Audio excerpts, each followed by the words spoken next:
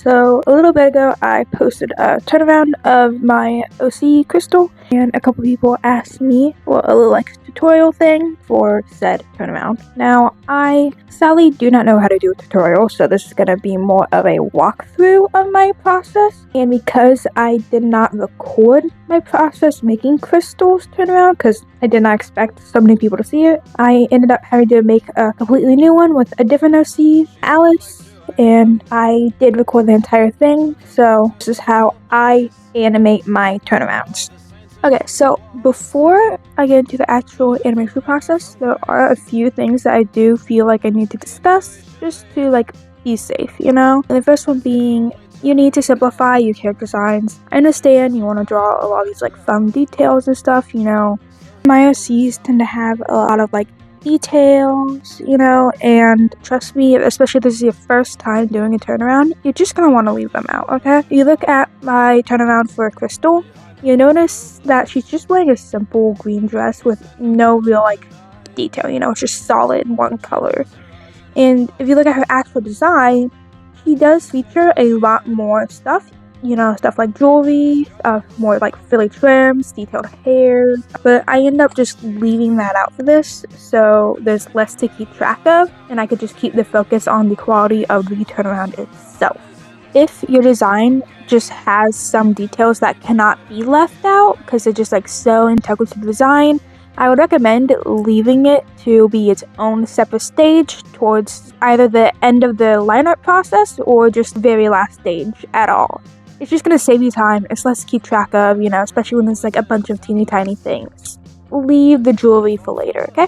So on top of that, we're going to have to discuss the pose you put the character in. So if you want something quick and simple and easy, I would recommend not doing what I did and put them in a angled pose, That did make me have to spend more time doing the turnaround because there's just more to change when you get to the other side. I would recommend trying to keep the pose as symmetrical as possible if you just want an easy, smooth process. But if you are willing to spend some extra time, dealing with a bit more asymmetry, such as Alice's bow purse or them leaning to one way, might be fun, So for the keyframes, it's going to be the front, the 3/4, side profile, and the back.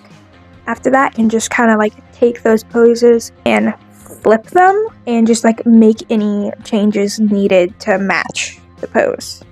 Now, I'm not really going to show a lot of my process for the keyframes. That's mainly just because, there's nothing to show. You just draw those angles kind of just on their own. Like I said, when you get to the other side, you can, flip. Just that way you don't have to, redraw the exact same pose. Just flip, Other than that, that's really all there is to it. If you don't know how to draw side profiles, I would probably recommend Ethan Becker's video, since that's where I learned how to draw the side profile. But more than anything, just use Pinterest for angle ref if you don't know how to draw all the angles.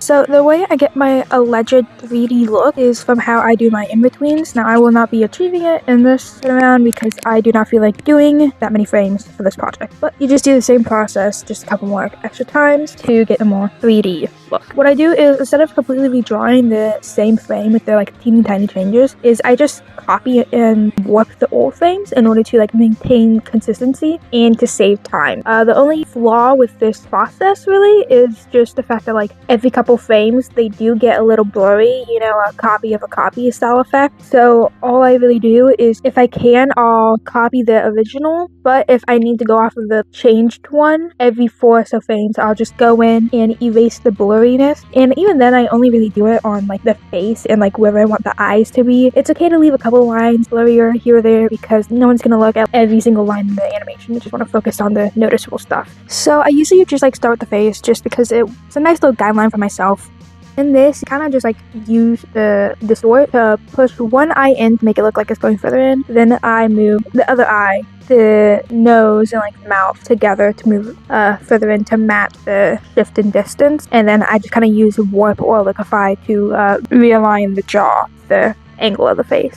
So the way you warp the face is going to be a little bit different depending on the structure of the face, just to like keep that in mind. I ended up spending more time warping Crystal's face to match the angles than I did Alice's, because they just have different structures and that's going to look different from different perspectives. After that, I just kind of like finished realigning her face. I just like, again, make it look more like the angle the face is supposed to be at now. On a different layer, I go in with a neon green and I draw a line of action / spine along with a little circle for where the shoulder is going to be to like move forward, just to act as a guideline to help keep track of where things are going to be going when I edit the body. When I go into like rotate the body, I will put the green on like a low opacity, and then I just kind of follow that guideline for where things go. I don't really know how to like explain it, but just follow the spine. That's really the main thing I use when telling where things go, is I just follow the spine. And like essentially I just kind of finish realigning the body real quick. And a lot of her body is hidden by her like bow purse. So if you have like analytical clothing like the bow purse, that covers a majority of the body, I would recommend keeping a layer of the body underneath before you like erase that, just for like when it comes to flipping. That way you don't have to like redraw that and figure out what's going on with the body. So at this point you may notice a little green circle underneath Alice's feet, and this is also in the Crystal animation too, except for the circle is pink, not neon green. And actually, if you look at the first one, there's two circles, one for the skirt and one for the feet, because essentially it's just a guideline for where the feet go throughout the rotation, because again, they're moving in a 3D space.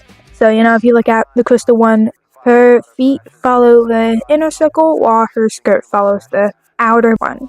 And with Alice, her feet just follow the green little circle because there's nothing else for her body to really follow. So like the little copy and warp thing I do is something I learned while like practicing tweening, but it's possible other animators use it. It's probable actually. Like I'm not completely sure, because I just kind of learned it while trying to learn how to tween. But yeah, it helps me a lot.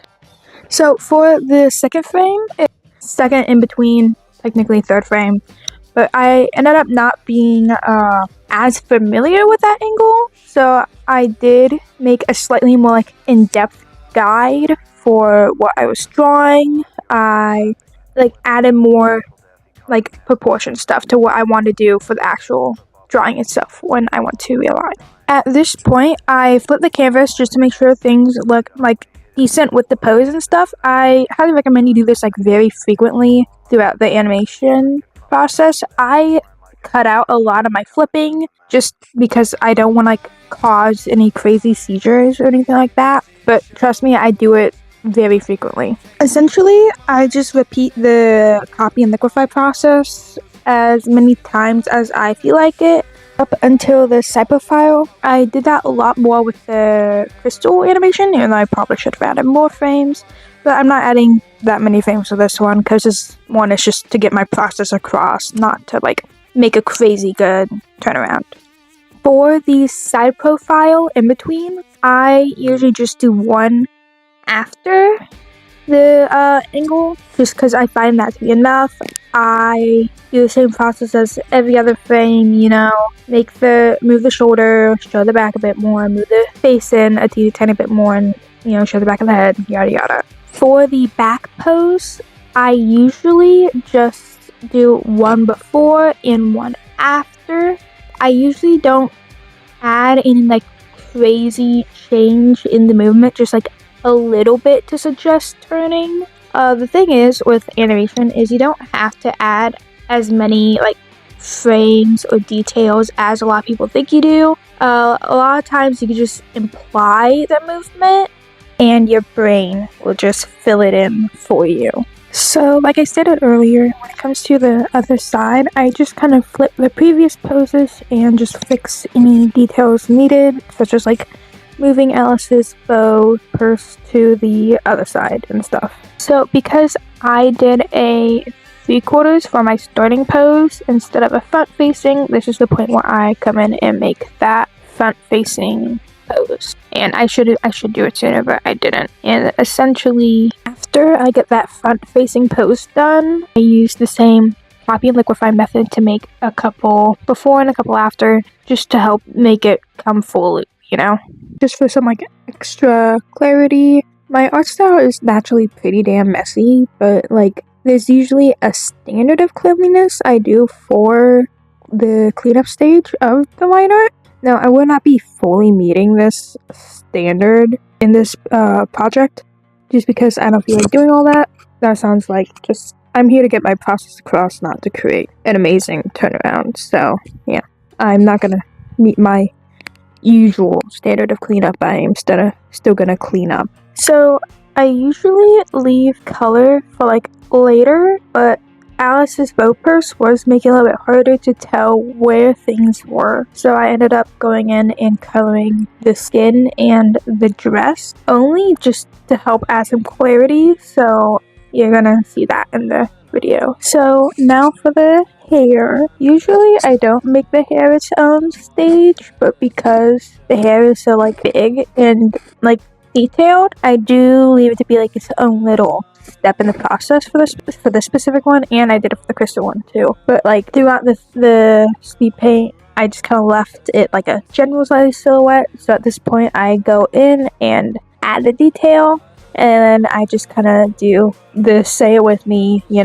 copy and liquefy method that I've done throughout this entire thing, And I just kind of like do that and redraw here and there for the pieces that need it. The hair stage is also where I would put in stuff like jewelry or like spots or anything like that. I used this kind of stage to do both Crystal's hair and her little like heart spot that you see throughout the animation for that turnaround. So this is where you like go in and do that part of the process. So we have now entered the rendering stage part of the process. So essentially you just kind of go in with your normal style but heavily simplified and just like do it like normal for that part. Now before I say copy and liquefy like I'm going to, oh dear god, I do need to point out that at this part you are gonna have to kind of look at things and decide whether or not it warrants copy and liquefy, because rendering is more detailed and you're gonna have to like put more time trying to get things to fit. So there is gonna be a point where you're gonna have to kind of look at it and be like, is it really worth doing all that? And sometimes you're just going to want to start over with the rendering. So I ended up doing that when it comes to like the side profile, a majority of the back, and like the front facing poses too, where I just kind of redid it instead of liquefying to fit and changing. For the flipped poses, I ended up just stealing the rendering for the hair and just doing the rest of it by hand, just because there's like so much change that I just didn't think it was worth doing all that editing. After that, I just kind of go in and do some like one more round of quick cleanup, just like catch any other small things I miss. So for this, I end up kind of like liquefying a lot of the poses to line up a bit better. And after that, I go in and add her like white lashes. So this would be like another point where you go in to add final teeny tiny details and stuff. And yeah, that's pretty much all I did. Yeah, insert, finish, turn around here. To the 3 people that are probably gonna watch this, thank you, I appreciate it. Like, comment, do whatever you want. Sorry about the horrible mic quality. I'm not sure what to do about that. If I ever do this again, I'll be sure to fix it. And if you have any ideas on what to do next, leave them down below. Bye!